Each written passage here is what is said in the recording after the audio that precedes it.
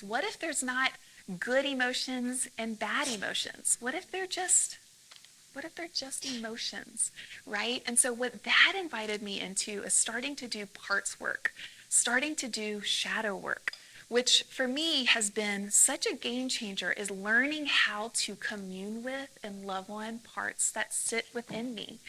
And the way that I'm very visual, so can I give y'all a visual real fast? So I like to picture that every part of me gets to have a seat at my table. Every part of me gets to be here. And my table just keeps growing and growing and growing and growing and growing because I'm like, woo, didn't know that was there. Okay, didn't know that part was in me too. And a lot of ways that I find out parts are in me are the ones that I judge the harshest for other people. And that's when I discovered that there's another seat at my table, right? Because it's always this projection of a part inside of me that I've hated, shamed, judged, thought was bad or shameful. And so, can I tell y'all some parts that sit at my table? Thanks. Um, Lying sits at my table. Cheating sits at my table. I used to steal little things all the time. I would literally, there was just this lack story that we didn't have a whole lot growing up. And so I lived with this lack story that there's never going to be enough for me. I would literally steal like rolls of toilet paper. I'm not kidding. If there was like a bowl of like granola bars when I go to a party, I'd be like, I need like 5 of those because, probably won't have any tomorrow. And I just, yeah, it was a complete lack story.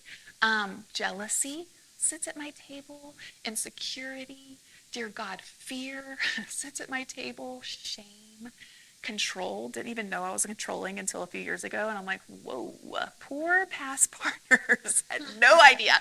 And control is a trauma response. When we don't feel safety within our own bodies, we're going to try to control everything around us so that we can create a semblance of safety within us, which of course doesn't work. It can never be outside of us.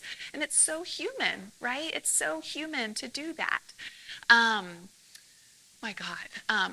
There's also those are some of the shadow sides, but there's also love and generosity and freedom and sensuality. I was a part of like purity culture, and I was told these parts of me were dirty or bad or sinful. Like, y'all, core emotion, sexual excitement. Core. But we get told that these things are bad or sinful or dirty, right? Do those parts of us go away? No. Date. They don't, because it's not bad, right? But what ends up happening is these parts of us get moved to the basement, and so they end up oftentimes being in the driver's seat, sitting at the head of the table when we don't commune with these parts of us.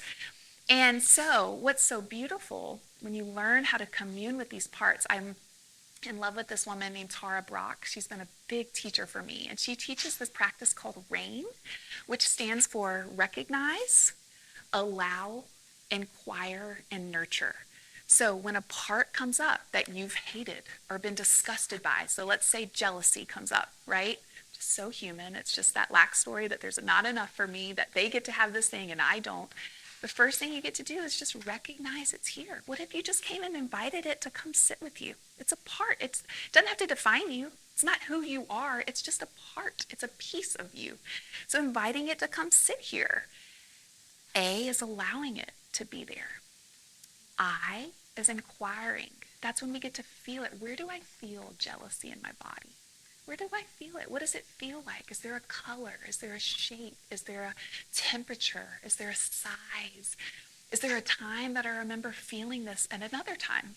It's really old, It's usually really old. They would say, which I've heard Miles say many times, when our responses are hysterical, they're always historical. It's just old. We're just scratching a scab off an old wound that hasn't had a tab closed yet, right?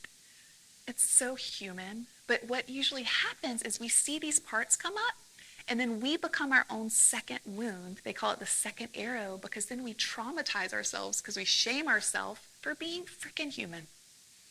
You're just being human. You're not a bad person. You're just human. Right? But we were taught that that's not allowed to be here. You have to give that away to something bigger than you because it's bad and dirty and whatever story. right? A lot of stories. And so learning to love on and commune with those parts of you is some of the most loving work that you can ever do. And N stands for nurture. So then you get to love on it. You get to tell that part of you what it needs to hear, that like you get to be so human.